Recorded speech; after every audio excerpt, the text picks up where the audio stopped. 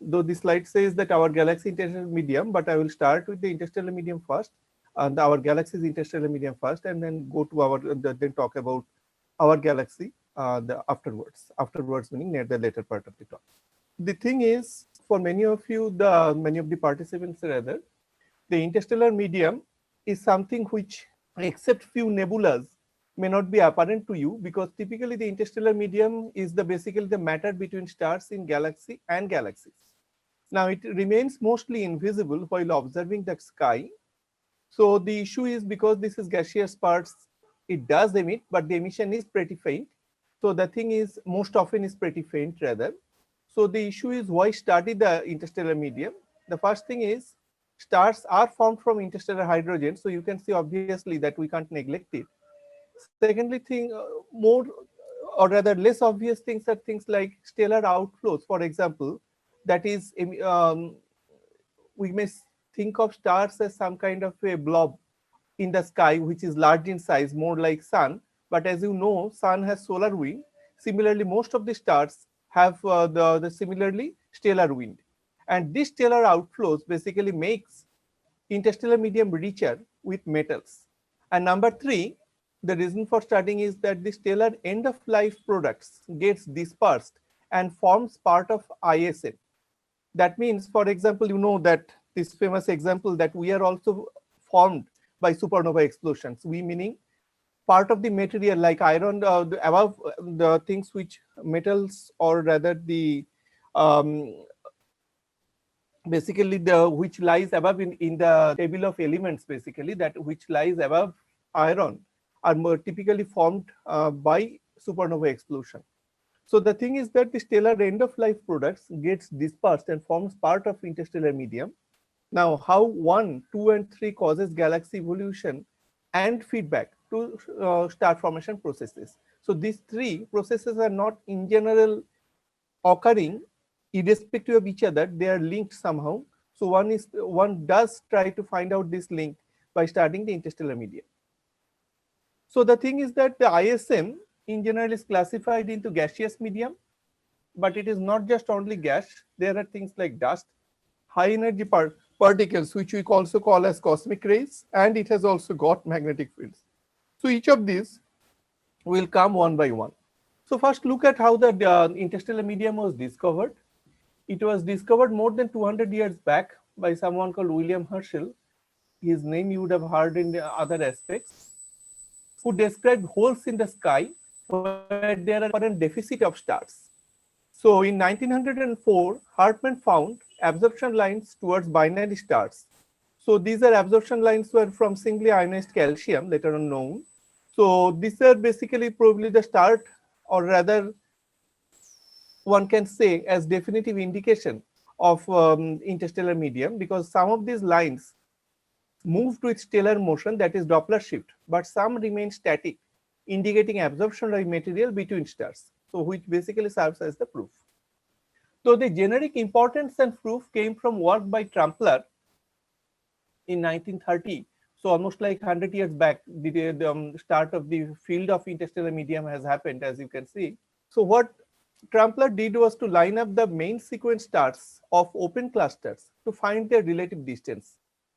As you know that the angular size is basically the d by r square. This is the angular size which has been used, and this was plotted against f. F is basically the total light emitted by them divided by 4 pi r square. And both of these should essentially form a straight line, but more distant open clusters they basically appear to have systematically lower total luminosity than the square of their angular size.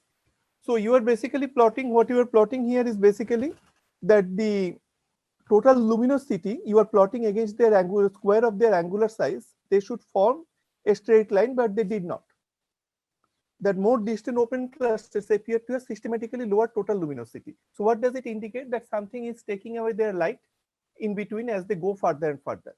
So there were three explanations, of course, or rather four. One was that the faraway clusters are bigger than predicted by F, then it will make it lower. The second thing is observational selection. The third is faraway clusters are fainter, and fourth is faraway clusters are dimmer due to absorption by intervening material. So it is the fourth one, which is basically the faraway clusters that dimmer due to absorption by intervening material, which became established afterwards. Because observational selection again, the was not found to be significant, and faraway cluster, why should it be? Because the thing is, if the faraway clusters, the main argument goes against 1 and 3 is that if we have to say that faraway clusters are bigger, then we have a special location in the galaxy, because we are measuring distance from us. Now we are not, and remember that we are almost 10 kiloparsec away from the galactic center, which is halfway between edge of our galaxy and the galactic center. So we are halfway in between. So in this halfway in between, there is basically not a special position, as you can see. And why should we have a special position? So then, compared to us, the clusters becoming bigger is very, very unlikely. The same thing applies to number 3, that the faraway clusters are fainter. But again, both of these were unlikely. And number 2, the observational selection again could be ruled out following how they were being selected, because the observational selection typically affects when you are limited by signal to noise ratio. Here these were not, because these were pretty bright clusters and so on. So the chance of that kind of observational bias were low, meaning essentially unlikely. So this is the way the discovery of interstellar medium took place. Now let's go to each of the components. So first we look at what is the dust. As you know that the dust is responsible already for extinction, but not just that, they could also cause reddening of objects by scattering of light. They also, which may not be known to many of you, is that they could also do polarization of starlight. And the number 4 is basically the reflection nebula. So all these 4 things, one is extinction, which we see indirectly. Then the reddening of objects are seen more or less directly. Polarization of starlight again in optical has been seen directly. The reflection nebula anyway can be figured out through binocular and or through small telescope even. So the scattering of starlight, as you know, goes nu to the power 4. This is called the Rayleigh scattering. So this causes least scattering in the red part of visible spectrum, and typically the dust size is of the order of the wavelength of light here, optical light. So they cause significant scattering, and typically if it is due to scattering, that is basically reflection nebula, it will basically be looking bluer, because this blue lights has been scattered by the dust which is falling on the nebula, and we are seeing them. Now, what are these dust particles which are composed of? The dust particles are typically silicates, but could be made of or have complex molecules. And the reason why they have polarization is because they have something called the major axis and minor axis. You can think of it that they are like elliptical objects, not like a spherical, they're not like a sphere. They are most often as ellipse or ellipsoid of evolution. That is in 3D, they look like in a ellipsoid. So then they have a major axis, and obviously along the major axis, the absorption is more. Now the thing is, because they have dipole moment, they essentially tend to orient perpendicular to local magnetic field. And we know that our galaxy as such has magnetic field, the large scale magnetic field, which have typical size scale, or they are organized in something like a kiloparsec scale. So kiloparsec forms a large angular size in our the meaning when we look at. So obviously in different regions of the sky, you would see that the dust particles which are aligned perpendicular to magnetic field and magnetic field lines, that is the regular field, are typically have size scale of the order of kiloparsec. It would call essentially the dust particles to line up perpendicular to the magnetic field often, and this would cause more absorption to the vertical component of the electric field or whatever you call it. So that way, because the electric field and magnetic field both are basically perpendicular to the line of sight, you can think of the electric component parallel or not parallel, sorry, the perpendicular to the magnetic along a line of sight, which are line up in one direction, will cause more absorption. So that is the way the polarization of starlight takes place. Now the thing is that the dust gets heated. How they are heated and what happens, let's see. So the dust gets heated by absorption of starlight, and the typical equilibrium temperature they reach could be of the order of about 30 to 50 Kelvin. And they basically re-radiate this whatever the light they are absorbing through the various infrared channel. That means when that is a typical black body, which is getting heated up by the interstellar light or the starlights, they will re-radiate. And depending on the black body spectrum, typically they are cold, as you can see, like 50 Kelvin or so. The temperature is much lower than what we see on Earth, which is about 300 Kelvin. And as you know that here it will be given by the 29 by T, which is the lambda m, the lambda max, and that will that will be basically lying in the infrared. And so, as we know, one of the main component of our IR radiation is dust. And what we typically assume, and quite often expected also, that the number density of dust particles goes proportional to the gas density, and hence the dust emission can be used as tracers for certain other properties of the interstellar medium. So for example, if you cannot by the traditional method find out distance towards two different objects, say two different H2 regions, and but you are seeing them in emission, and one of them appears more redder, or then you know that the one which is more redder is likely to be further away. Now the amount of dust absorption in particular direction provides rough distance estimate for a luminous object. So that people have characterized, there are various ways to characterize it. You would take a difference between V minus R, so or V minus B. So these all indicates how much absorption is present. And so that kind of thing people have been doing. Now let's look at the second part of the interstellar media, which is the optical nebula. So these optical nebula have different categories. One is dark nebula. Then you can have categories like reflection nebula, which I said already, that bluer than direct light. The number 3 is H2 region, which is photoionized hydrogen gas. Number 4 is the planetary nebula, and number 5 is the supernova remnants. Now dark nebula is nothing but obscuration by background, meaning what we see as observed by obscuration of background stars. So in certain directions, there are lack of the background stars being seen, and that is typically being thought of due to the dark clouds, or rather more absorption in that direction in some particular distance from us, causing absorption of the starlights. The reflection nebula is of course observed by scattered light from embedded stars. There are also cases like the H2 region. How they form is because there is a hot star which is typically called as O or B type, and they photoionizes surrounding gas by its high UV radiation, forming H2 regions. And the spectrum is dominated by emission lines, and they also have, by the way, radio continuum emission. One example is like the Orion Nebula. So this is typically what we known as, earlier we talked about the dust absorption. So how the dust absorption looks like. So this is the spectrum. This is plotted as 1 by lambda rather, or lambda to the power minus 1 in micron. And A lambda, that is the absorption as a function of lambda divided by NH, that is the they effectively normalized by the atomic hydrogen density towards that NH. So if you do that, what you see is typically that there are two lines which are apparent. One is very close to 0, which has been blown up. On the top left, you can see there are two such emission lines which are seen. One is silicate. This is an emission which is being seen because we are talking of the overall emission from them right now, though they are characteristic of dust absorption. Also in the same band, the absorption will also take place. So this is basically, one is the silicate, which is coming at 10 micron. Then the C and H, CH 3.4 micron. These are the two features at the bottom left, close to 0, which you see. Then the bump around 2175 angstrom is believed to be due to aromatic hydrocarbon.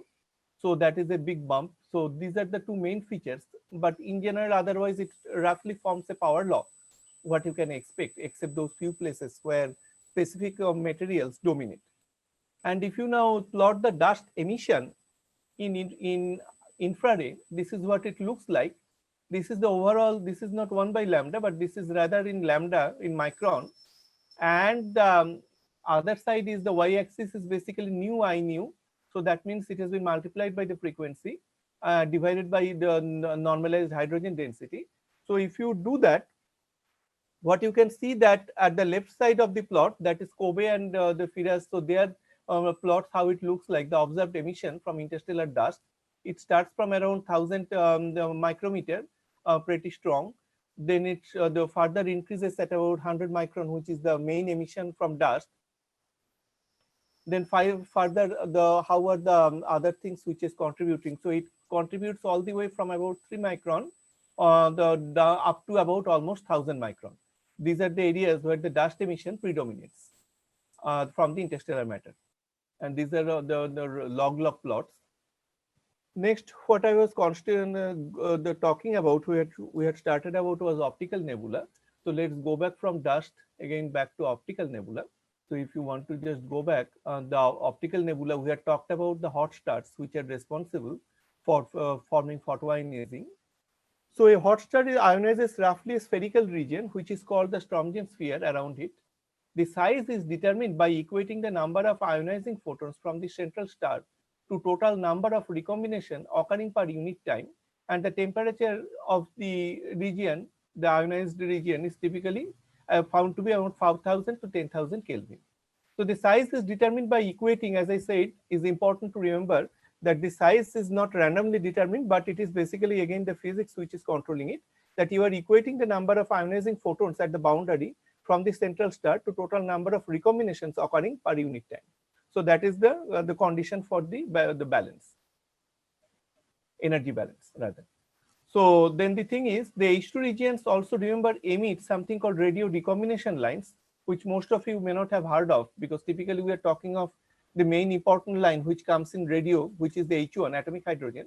But this is a radio recombination line, certainly not that strong, or from the interstellar material or the H2 regions. But this is something that is called high the Bohr transition. That means like n is equal to 252 Bohr orbital to n is equal to 251. Suppose the electron comes back to that from very high quantum number to a lower one, the energy difference is so small, h nu, that they form that they are typically the form or seen in the radio band, which is like say 252 to 251, I believe, comes around 1.4 gigahertz, which is near H1 frequency. But there are many such transitions, and those who studies it, this is somewhat, it's a slightly difficult experiment because you have to have good calibrated instrument to detect them, because the lines are pretty weak quite often. But one can detect it. There are many such lines. So within something like 1 gigahertz to let's say to 1.4 gigahertz, you may have several tens of lines into in that region. So the planet, next we go to, we have talked about dark nebula, we have talked about the H2 region, reflection nebula. Next we go to planetary nebula. So the planetary nebula forms when a white dwarf star shines light on the dense circumstellar material. Circumstellar material means what? That the material which was basically present in the star, around the star, due to stellar the wind. So they had formed. So this planetary nebula is forming basically because you know that before forming a planetary nebula or white dwarf, the star goes through the red giant phase. In the red giant phase, the star basically throws away a lot of material from gets out in the interstellar medium. So that basically so that basically comes in the this band, that is basically that comes in the interstellar medium. So those things gets illuminated so around the star by the central the white dwarf, and that basically makes that there is a compact object at the center, and there is the emission from around the object. So this is the example which I would say as the Orion Nebula, or the one example of the H2 region. The central star is close to the center, shown in white, that is the left side. Not left side, but within the bow. Many of you would know this, but this is a famous example of the H2 region. And this is rather taken from a backyard on the telescope, or that is the way. So next we go to supernova remnants. So the supernova remnants, these are the remnants of supernova explosions.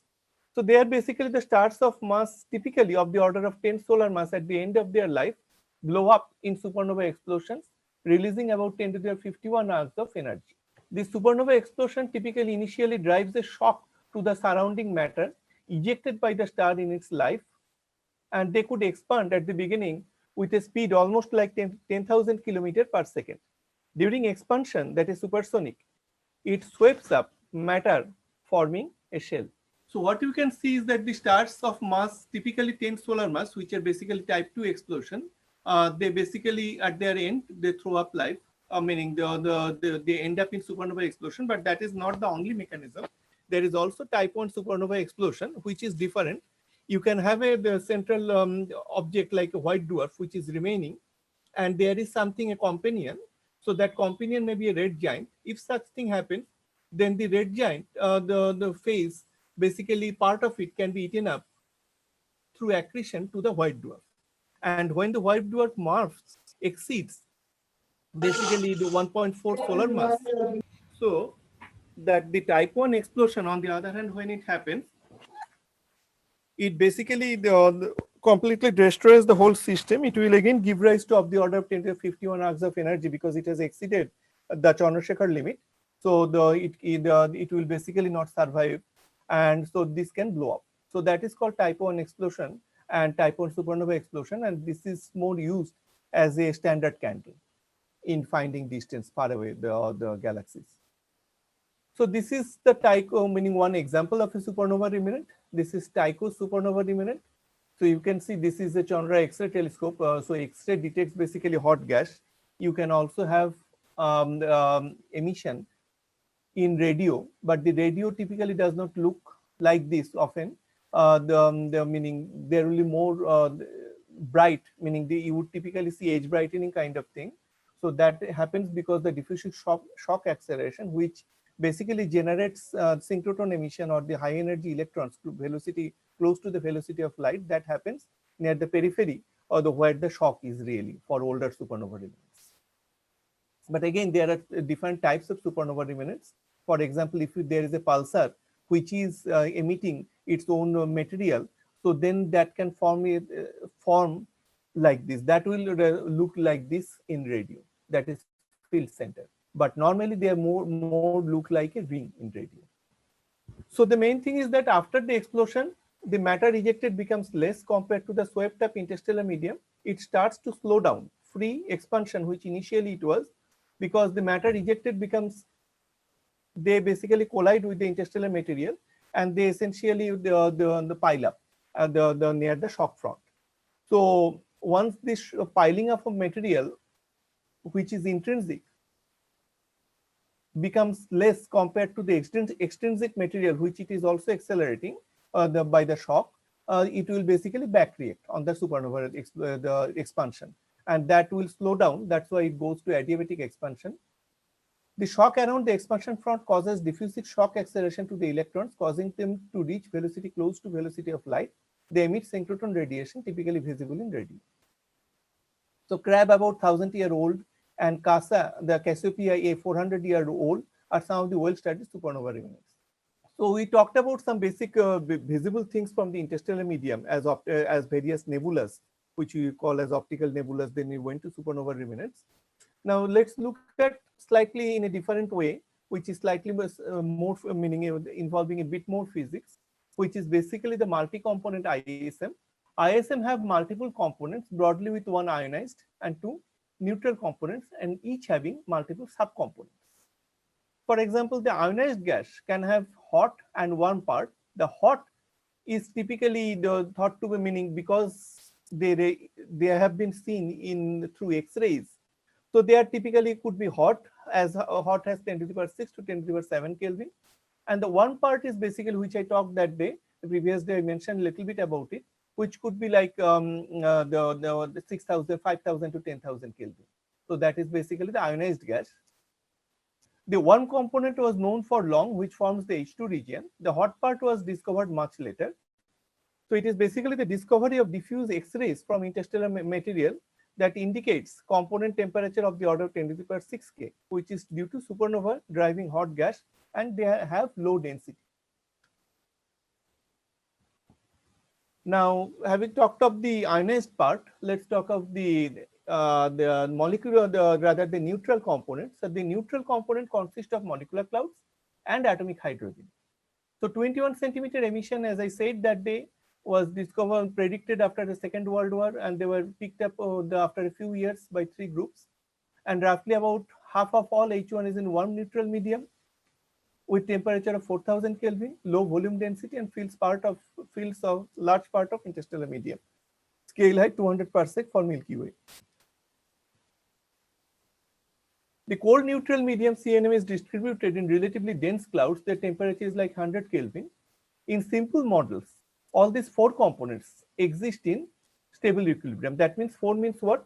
That the ionized part has hot and warm part, and the neutral has basically, you have the molecular component, or rather the cold neutral medium and the warm neutral medium.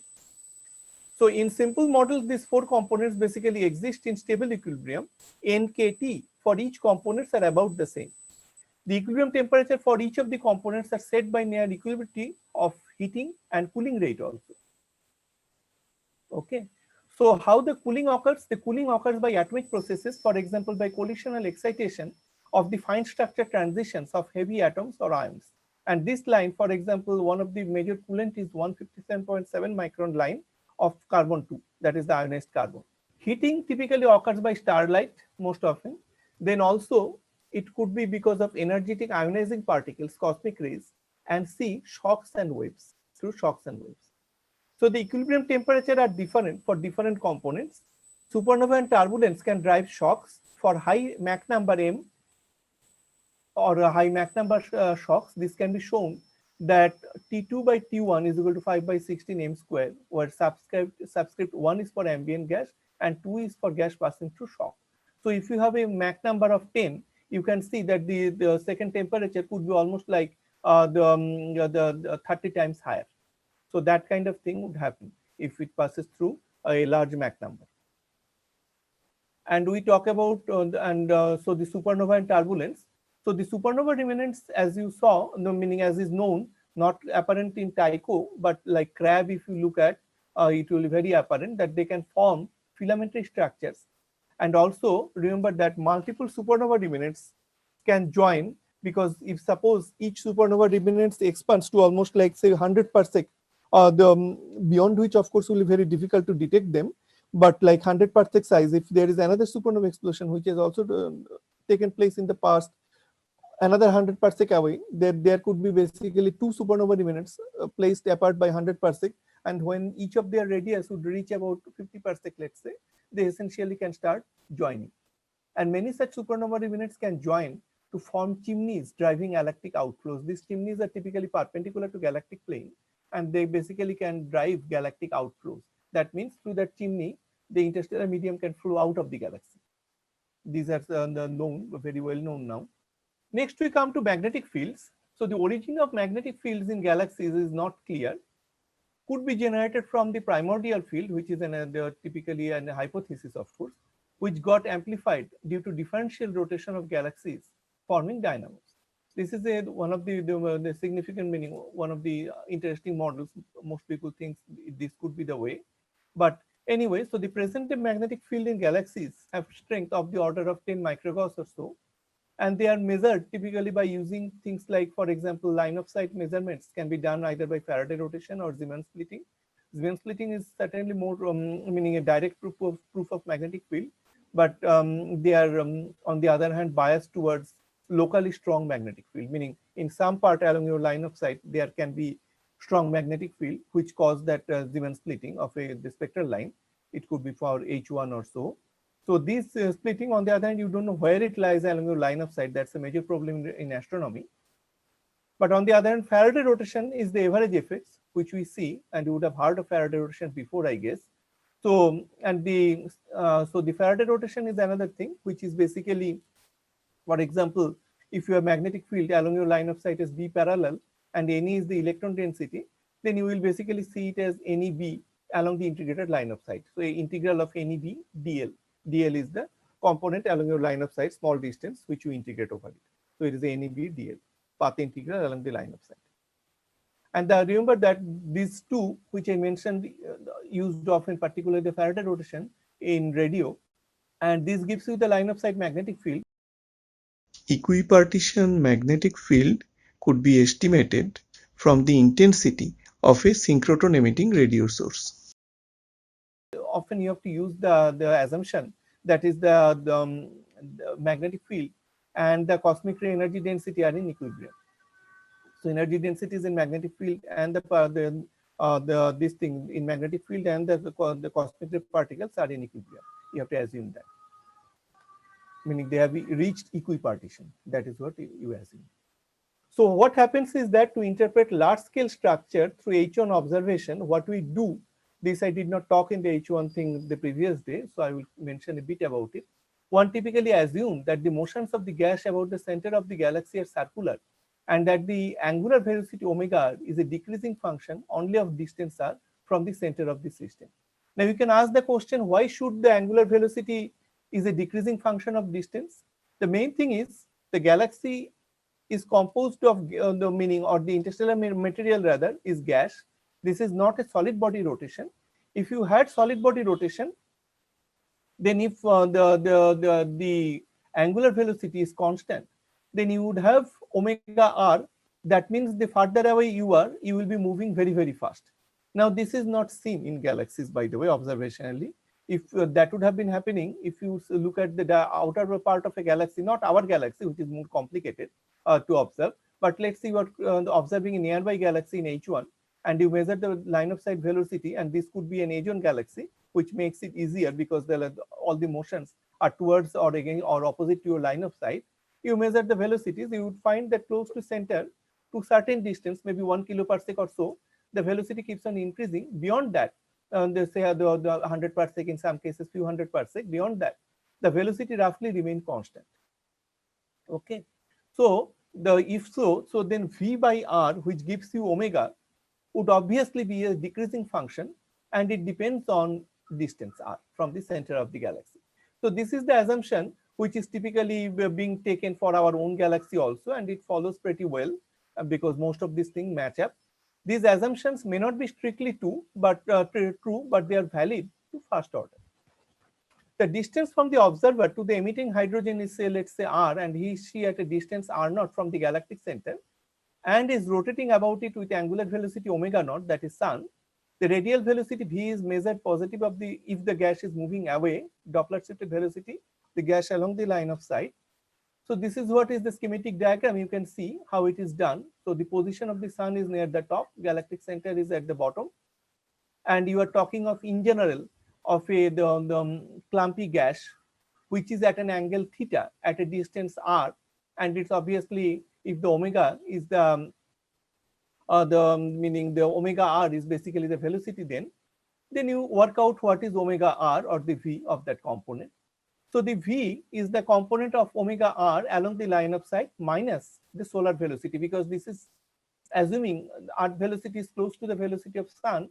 You should take a difference between the two, that is our own velocity, you subtract from the velocity of that object. So you expand it, this is nothing but trigonometry. You do this omega r cos 90 minus L minus theta minus our velocity omega naught r naught cos 19 minus L. So you can just work it out, and there is no step involved, there is no essentially step jump.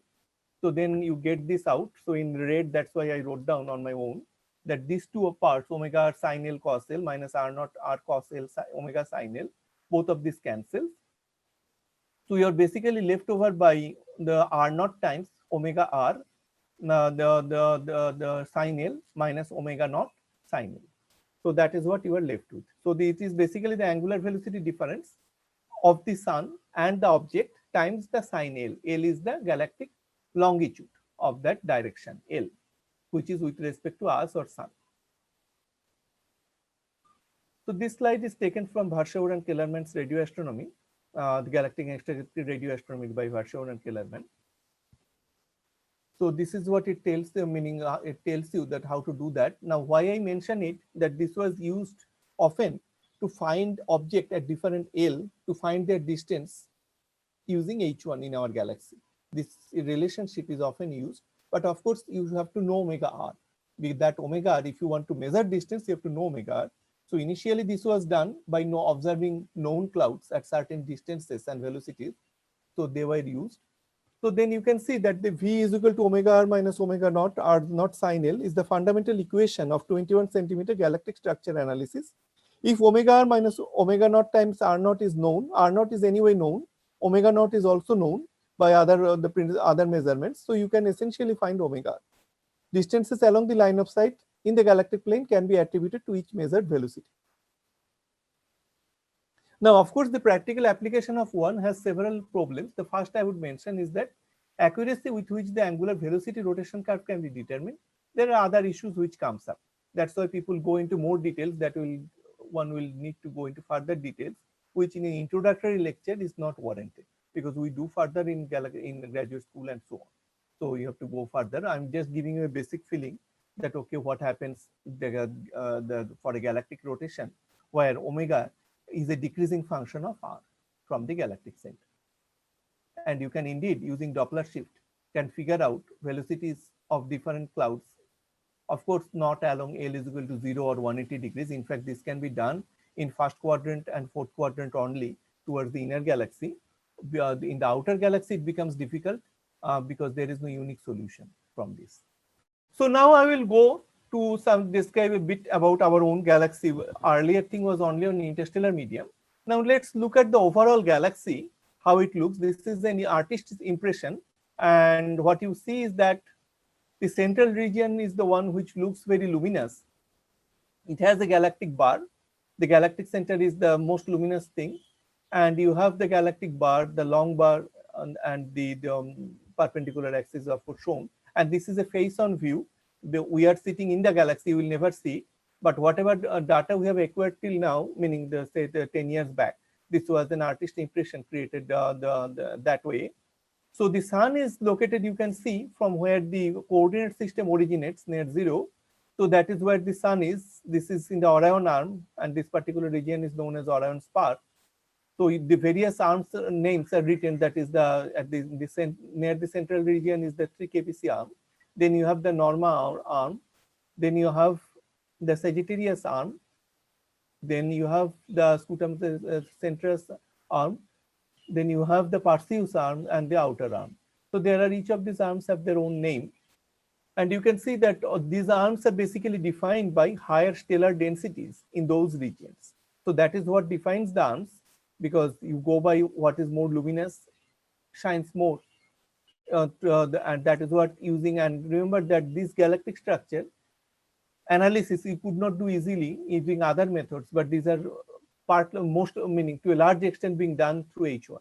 These are also done through other wavelengths using other methods and so on. But remember, this is only an artist's impression. We are never 100% sure, because we are sitting inside the galaxy. We have never gone out perpendicular to the galaxy to see this, and you know that's essentially impossible to do that kind of an exercise. So now I will give you the galaxy as the orders of magnitude idea, what are the things and so on. So our galaxy is a self-gravitating system. Main observable is a rotating stellar disk. The radius is about 20 kpc or so. The thickness is few hundred parsec. The sun is 8 kpc away from the center and rotates about with a velocity of about 180 to 200 km per second. And revolution period around the solar radius is about 240 million years. Through this disk, so which is basically the meaning is added. So this is a disk where the sun lies and so on. There is also a spheroidal component which extends further than the disk. The central bulge is very luminous with radius of the order of 2 kpc. Outer part halo is of lower brightness. So in this previous picture, you see that the central meaning the bulge region, which is pretty luminous, is shown by this galactic bar, long bar, and this region. So that is the galactic halo, meaning the galactic bulge component. Now the galaxy, let's look at the stellar component first. The stellar system is essentially collisionless, because the typical stellar collision timescale near sun is like 10 to the power 10 times the age of the galaxy. So which is another, the age of the universe is about whatever the billion years or so. So the radiated energy from galaxy is about 4 into 10 to the power 10 times the solar luminosity. So the stars of the galactic disk has small velocities with respect to the bulk rotation velocity. So they are not static. Meaning compared to this, some stars can be more, some can be less. And the total mass of the galaxy, which is dominated of course by stars, is about 1.7 into 10 to the power 11 solar mass within a radius of 20 kpc. And the velocities of globular clusters beyond it shows increase in mass. Now you can ask that why does the mass increase beyond the 20 kpc? I guess you might have already come across things like dark matter and so on. So it is believed that the dark matter, which may be almost like 75% of the overall universe and so on. So the thing is, more money, the majority of the mass comes from dark matter, not the visible matter. So the main thing is that's why that the globular cluster and so on, if you are measuring velocities beyond the solar radius, it still keeps on increasing. The globular cluster, not velocity, sorry, essentially it should have fallen down beyond a point following Kepler's law. It does not. So that is what typically one finds from H1 or other methods, that the velocity remains constant, which indicates that the mass contained is still keep on going up. So the mass to light ratio mg by lg there is around 5 solar mass by L naught within 20 kpc, but this 5 increases to 30 considering total mass of the galaxy. So within the 20 kpc is one thing which is more dominated by meaning I would say visible mass, but as it goes further, where the visible mass further and further goes down, but the total mass keeps on increasing. Yeah, so this essentially gives you the components of the interstellar medium. So here it gives you around the reasonable good estimates of what we know. So the atomic hydrogen H1, the cold part, or the cold H1, has a typical density, as you can see, is roughly about 25 per cc. The temperature is around 100 Kelvin or so. Total mass is around 10 to the power 9 solar mass or so. That is the way. So that is the total mass. Now the one component, the density is much lower, almost 100 times lower, about 0.25 per cc. The temperature is around 8000 Kelvin. And the total mass is very similar, about 10 to the power 9 solar mass. Now the molecular component, the H2, has much higher density, which I have not really gone today. So it has a density which is much higher, about 1000 per cc, which is molecular clouds. And the temperature is less than 100 Kelvin typically. It could be like 30 Kelvin or so in many places. Whereas close to the galactic center, it can reach about 100 Kelvin or so. The total mass is again very similar as in atomic component, about 10 to the power 9 solar mass believed to be.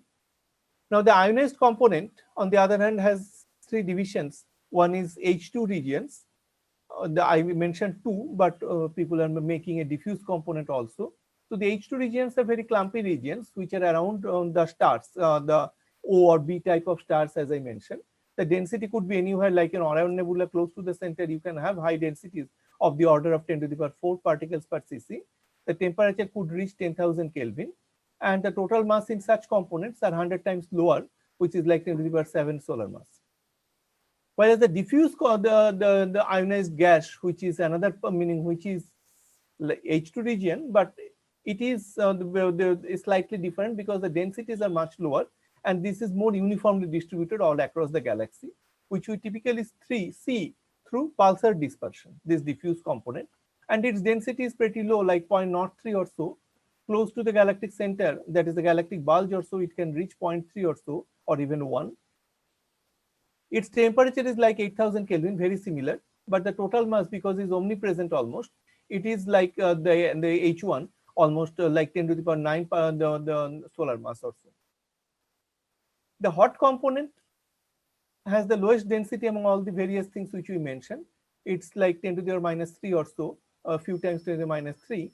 Its temperature is much higher, close to 10 to the power 6 Kelvin or so. The total mass in the order of meaning lower, about 10 to the power 8 or so. So this is taken from the book on interstellar medium by Lekowitz, Falgaroni, and Reiter. So coming back to our galaxy, that is the P is equal to NKT, that is the pressure. If you just look at, you take out the constant part, which is K. So the NT, that means the particle density times the temperature, goes to about 5 to 20 into 10 to the power 3 Kelvin cm to the power minus 3. This gives you an idea that if N is lower for one component, the T ought to be higher or vice versa. However, one thing I would like to mention that this pressure is not necessarily always balanced. The pressure in H2 regions, meaning in all the components, not necessarily balanced all the time. So that means in certain parts like the H2 regions and molecular clouds, they are typically found to be higher than NKT. So that's why H2 regions, on they are being not bound by self-gravity or external pressure, so they keep on expanding. On the other hand, molecular clouds are bound by self-gravity and external pressure. So what is the total mass of the galaxy which is in ISM? It is basically about 5% of stellar mass which has gone in ISM. The rest 95% lies in other things. So 70% is of the interstellar medium is meaning, or the not the interstellar medium, the overall galaxy rather. 70% is mass is in hydrogen, 28% in helium, and about 2% in the heavier elements. So heavier elements means which are typically formed by the supernova explosion. That includes though carbon, nitrogen, oxygen you can form by stellar evolution, carbon, nitrogen, oxygen, CNO cycle, and so on. Nitrogen, oxygen, magnesium, silicate, all this can be formed. Above iron is basically where you really need supernova explosion. And these molecules form a continuum of sizes from diatomic to grains, almost like 0.1 micron or so in size, meaning starting from 0.1 micron or so all the way up. So this is what was my talk. Hello, sir. Yeah. So I had a question that you said that the H2 regions, they are not bound by gravity or external pressure, they keep expanding. So my question is, how much do they expand? I mean, are they able to expand forever, or do they stop expansion for after some time due to some other reason? I would say that in general they will keep on expanding up to a limit, and this limit is about 34 times the Strömgren radius, which is attained on a time scale of the order of 10 to the power 8 years. I can see one question in the chat box. What is meant by open cluster?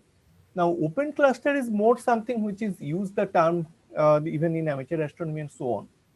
The main thing is that how the cluster is organized is what is open cluster. That means that so open cluster is something that where it is not tightly bound. You see stars even at the outer peripheries quite well, and they are not very strongly bound in the center. Meaning, like in globular cluster, they have a very strong density, meaning number density towards the center, which is not the case in the open cluster. That's what to my knowledge.